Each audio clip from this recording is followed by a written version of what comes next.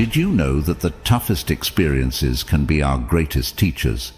Today, we're touching on something that, believe it or not, every single one of us will face at some point: the heart-wrenching turmoil of a breakup.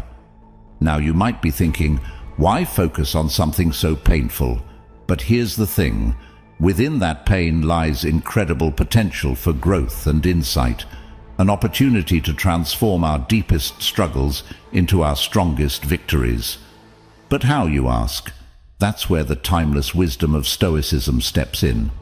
Imagine facing life's most challenging moments, not with fear or despair, but with poise, clarity, and a profound sense of inner strength.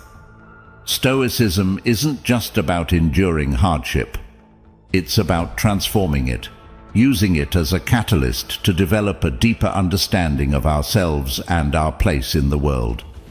So, whether you're nursing a broken heart right now, or you've been there in the past, today's video is all about finding meaning in the mess, the beauty in the breakdown. It's about learning to greet life's toughest tests with a sense of calm, courage, and yes, even gratitude. Because when we change our relationship with struggle, we change everything. Stay tuned as we explore these timeless teachings together, uncovering the Stoic keys to resilience, peace, and personal power. If you're ready to turn your lowest lows into your greatest growth, then you're in the right place. And before we dive in, if you resonate with being that rare gem who sees value in every experience and seeks wisdom, even in adversity, hit that subscribe button and stay with us throughout, because just like you, this video isn't about following the crowd. It's about embracing the exceptional journey you're on. Let's get started. Navigating breakups in the digital age. First off, let's talk about why breakups can feel so devastating. Imagine you've dreamed up a whole future with someone, your aspirations, adventures, the mundane moments, and the milestones. And then, in the blink of an eye, it's all off the table. You're not just losing a partner, you're losing a piece of the future you envisioned. That sense of loss, it's profound, disorienting, and downright painful.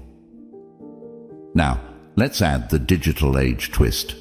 In times past, out of sight, out of mind had some truth to it. You could part ways with someone, and unless you ran into them around town, they could fade into your past, allowing the healing to begin. But today, social media keeps us all on each other's radars, whether we like it or not. Just when you start to get your footing, a photo or a status update can yank you back to square one, stirring up all those raw emotions again. It's like the world's most unwelcome déjà vu. You're trying to move forward, but your ex's presence online keeps the past painfully present. Every new post or update can feel like a tiny betrayal, especially if it seems like they're moving on faster than you are. But here's where we turn the corner and find our path through this mess. Remember, healing isn't linear, and it's okay to feel all the feels. However, it's also crucial to set boundaries that protect your peace. That might mean unfollowing your ex, taking a social media hiatus, or curating your feeds to support your well-being. And you know what? This experience, as brutal as it may be, also holds a treasure trove of growth opportunities.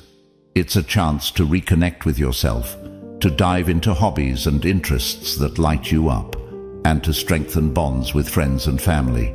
It's a time to rediscover your individuality outside of a relationship. So let's navigate this digital age breakup with grace, resilience, and a hefty dose of self-compassion. Remember, you're not just surviving a breakup, you're learning to thrive in your new normal. And through it all, you're not alone. We're here to unpack it, understand it, and ultimately grow from it. Emotional and physical pain of breakups. You know how, when you're going through a breakup, it feels like more than just an emotional blow. It's almost as if your body is mourning right alongside your heart. That's because the connection between emotional pain and physical discomfort is real and profound. When we're in love, our brain floods with feel-good chemicals like dopamine and oxytocin. But when that love is lost, our brain goes into a sort of withdrawal, which can manifest as physical pain or discomfort. Now, about that study I mentioned, it sheds some light on how we all navigate the choppy waters of heartbreak. Participants were asked to detail their experiences, rating the intensity of both their emotional and physical pain post-breakup. The findings, quite illuminating. Women generally reported feeling the impact more acutely, experiencing higher levels of both emotional and physical pain. But here's a silver lining. They also tend to recover more wholly in the long run. Men, on the other hand, might seem to weather the storm with a bit more initial stoicism, but the study suggests they often retain the emotional baggage for a longer stretch. This isn't to say one gender has it worse, it's just different. And these differences are crucial in understanding our own healing processes and those of the people around us. So why is this important? Because recognizing the duality of pain in breakups, both mental and physical, can be incredibly validating. It reminds us that what we're feeling isn't just all in our heads, but a holistic body-mind reaction to loss. And knowing this, we can be kinder to ourselves, giving our bodies and hearts the care and time they need to heal. But how do we navigate this complex web of pain and recovery? Well, first off, it's about acknowledging your pain, giving yourself permission to feel it, and understand it's a natural response to loss. Self-care becomes paramount here. It's about finding healthy outlets for your emotions, whether through talking with friends, journaling, or even seeking professional help if the waves of grief feel too overwhelming to navigate alone. And remember, healing isn't a race or a competition. It's a deeply personal journey that unfolds in its own time. Whether you're the type to feel everything all at once, or you process pain in doses, it's all valid. What matters most is that you're moving through it, step by step, towards a place of understanding and eventually peace. Stoic wisdom on acceptance. Stoicism, an ancient philosophy that has stood the test of time, offers us profound insights into dealing with life's ups and downs. At its heart, Stoicism teaches us about the power of perception, the idea that it's not events themselves that disturb us, but the views we take of them. This perspective is hugely liberating, especially when we face things as emotionally charged as breakups. So you're going through a breakup, and it feels like your world is falling apart. Here's where Stoic wisdom can be a beacon of light. The philosophy encourages us to distinguish between what's in our control and what isn't. We can't control another person's thoughts, feelings, or decisions. Those are outside our realm of influence. What we do have power over are our own thoughts, reactions, and the steps we take next. Marcus Aurelius, one of the most revered Stoic philosophers, once said, "You have power over your mind, not outside events. Realize this, and you will find strength." These words remind us that even in the throes of heartbreak, we have the choice to seek inner tranquility and resilience. Instead of asking, "Why is this happening to me?" we can ask, "What can I learn from this? How can I grow?" But Stoicism doesn't mean we become emotionless robots. Far from it. Seneca, another Stoic heavyweight, acknowledged the importance of experiencing and processing our emotions. The key, however, is not to let them overwhelm us. It's about feeling the sadness, the anger, or the loss, then gradually letting these emotions go, not allowing them to define or consume us. Now, how does this tie into acceptance? Well, acceptance in Stoicism isn't about passive resignation. It's an active, empowering choice. It's about saying, "I accept that this relationship has ended. I cannot change the past, but I can influence my future. This mindset frees us from the chains of wishing things were different and allows us to move forward with purpose and dignity. Epictetus, yet another Stoic sage, put it succinctly: "It's not what happens to you, but how you react to it that matters." This is the essence of Stoic acceptance, embracing life as it comes, focusing on our own agency, and cultivating inner peace despite external chaos. Let's not forget the wisdom of the broader world of Western philosophy and psychology, which echo these sentiments. Aristotle believed in the golden mean, the balance between excess and deficiency. Applying this to breakups, we find a balanced response, not wallowing in despair nor suppressing our pain, but navigating a middle path that acknowledges our hurt while moving us toward healing. Plato, with his emphasis on the ideal forms, might inspire us to see beyond the immediate pain and recognize the ideal form of our personal growth and resilience. And Carl Jung, a giant in the field of psychology, spoke about individuation, becoming who we truly are. A breakup, viewed through this lens, can be seen as a painful but necessary step toward becoming our most authentic selves. In all of this, the message is clear. While we can't control everything that happens to us, we have immense power over how we respond.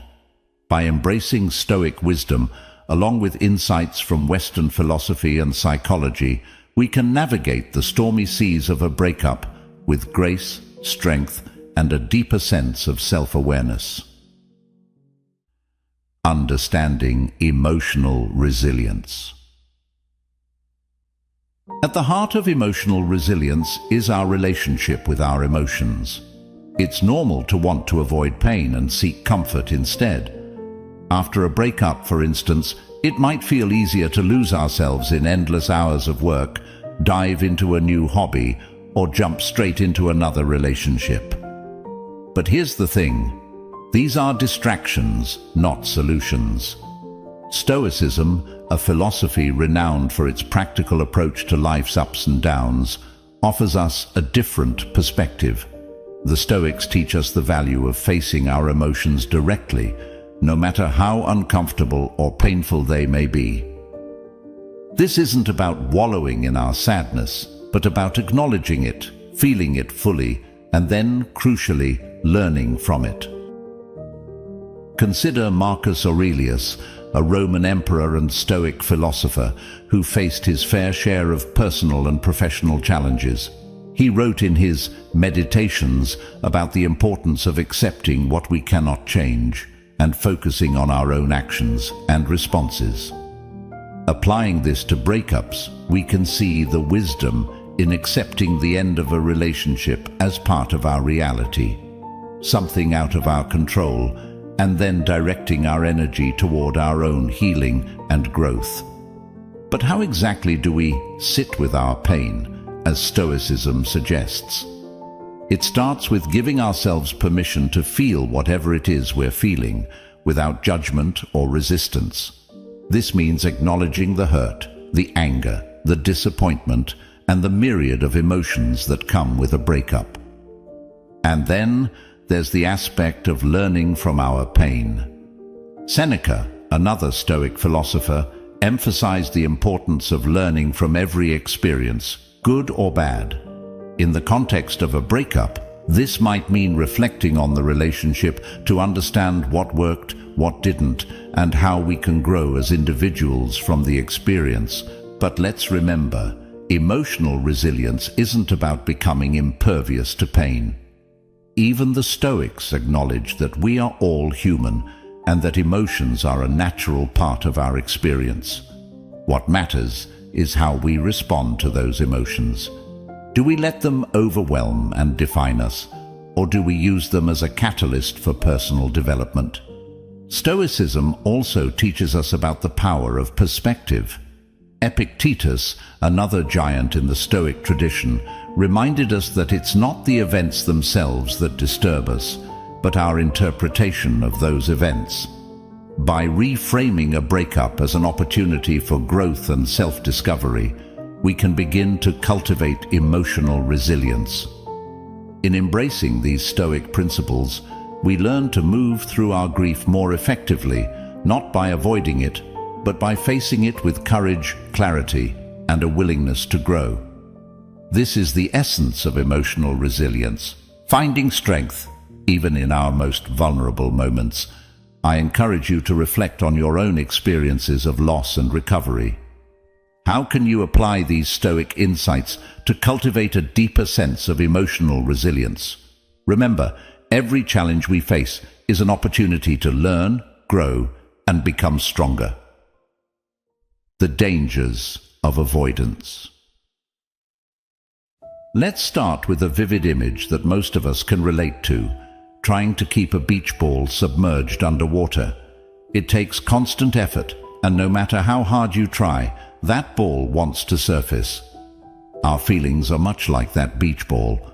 We can push them down, distract ourselves, and pretend they're not there, but they have a way of rising up, often when we least expect it. This avoidance can manifest in many ways. Maybe we throw ourselves into work, numbing the pain with busyness. Perhaps we dive into a new hobby or socialize more than usual, anything to keep our minds occupied. While these activities aren't harmful in themselves, using them as a means to sidestep our emotions is like putting a band-aid on a wound that really needs to be cleaned and treated. Now, let's bring some Stoic wisdom into this conversation. The Stoics, particularly Epictetus, taught that facing reality, no matter how harsh, is crucial for inner peace. He famously said, "We are not disturbed by what happens to us, but by our thoughts about what happens to us." When we avoid our feelings, we're not just dodging the emotions themselves, but also the thoughts and beliefs tied to them. By confronting these feelings head-on, we give ourselves the chance to process them, understand them, and eventually integrate them into our experience in a healthy way. Think about an animal caught in a trap. In its panic and desperation to escape, it might injure itself even more. When we're faced with emotional pain, our instinct might be to frantically look for an exit, any exit. But just like the trapped animal, our attempts to escape can lead to further harm. Instead of fleeing our emotions, we need to calmly and courageously face them, acknowledging their presence and working through them patiently. Stoicism also teaches us about the virtue of endurance. Marcus Aurelius, another Stoic philosopher and Roman emperor, wrote extensively about facing adversity with grace and strength. He advised us to meet challenges head-on, not with bitterness or avoidance, but with a steady and accepting heart. When applied to our emotional world, this means not shying away from painful feelings, but rather observing them, understanding their origins, and learning from them. Avoidance might seem like the easier path in the short term, but it's a deceptive one. It promises peace but delivers only temporary respite. The feelings we avoid are not just frozen in time, they evolve and can resurface more intensely. By confronting our emotions directly, we allow ourselves to process and heal. So, my friends, I encourage you to embrace your feelings, even the painful ones. View them as messengers, offering insights into your deepest self. And remember that it's through facing our darkest moments that we often find our brightest growth. The Stoic approach to healing. In our modern, fast-paced world, there's this pervasive notion that if we're not constantly busy or racking up achievements, we're not making progress. Especially after a loss or a breakup, there's almost this unspoken pressure to bounce back quickly, to show the world that we're okay. But here's a thought-provoking nugget from Stoicism. Healing isn't about what's happening on the outside. It's not about how quickly you return to normal, how many new things you've taken up, or how many smiling photos you post on social media. Stoicism, a philosophy with deep roots in ancient Greek and Roman wisdom, offers us a different lens through which to view healing. It tells us that true healing is an inward journey. It's about revisiting our internal maps, the ones that define our understanding of ourselves and our place in the world. When we lose someone important, it's like a part of our map gets torn away. The future we envisioned with that person is no longer a destination we can reach. And here's where the Stoic wisdom really shines.